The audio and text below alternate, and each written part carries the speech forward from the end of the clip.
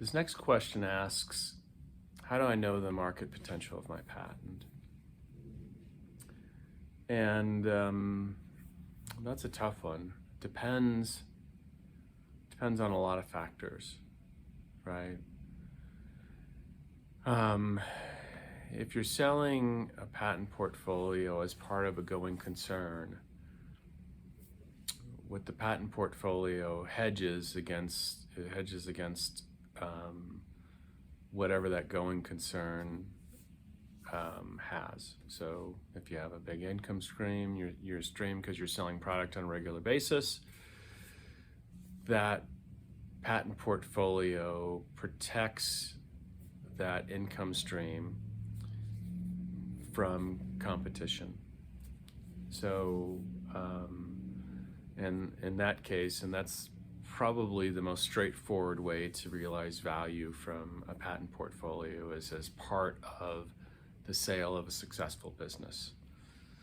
It tells the buyer that not only do you have a great product or service, it also has been recognized as being unique by the patent office, and indeed it's protected because you have this patent portfolio.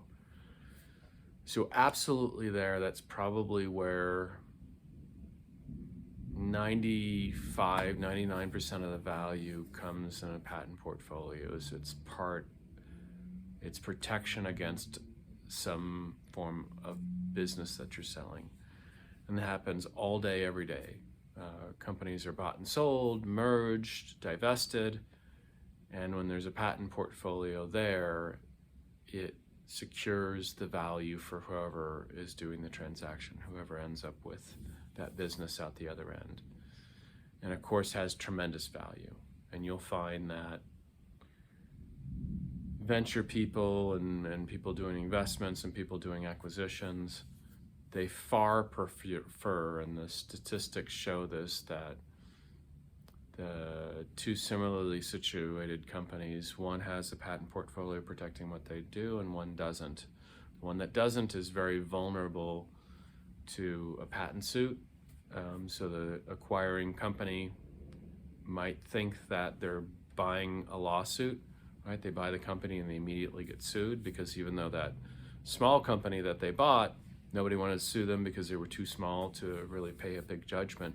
When they get bought by the big company, all of a sudden they have a deep pocket and become a very attractive target for a patent litigation. So if you buy a small company that doesn't have any patent protection to what they're doing, you run a substantial risk that you're buying a lawsuit.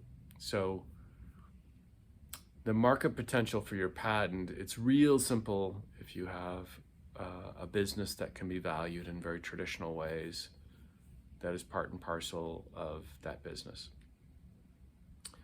When you're selling a patent or a portfolio of patents where there isn't a business, right?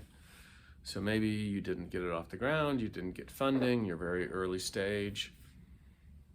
From the get-go, it's suspect. You're trying to convince somebody that this is a great business idea, yet you weren't able to capitalize on that business idea. So at that point, they're almost distressed assets. And the only way you can redeem yourself or convince somebody that, in fact, there is value in these patents is if you can find somebody that's actually infringing the patents. And then better yet, if the patents seem to be valid, and that's kind of a very subjective thing, but sometimes the patents perhaps have been challenged in court and been successful in their challenge in court, such that you have kind of that seal of approval that someone tried to win against your patents, yet they lost. They were found to have infringed.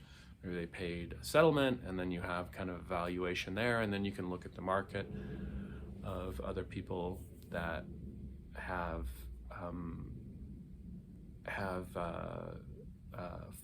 filed patents or are making profit in that area, and they're a really easy damages model, and people can kind of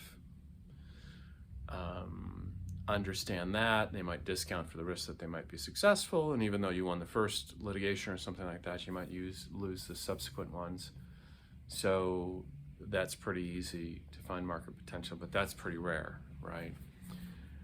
I think what happens more often is that you have some patents that, for whatever reason, haven't been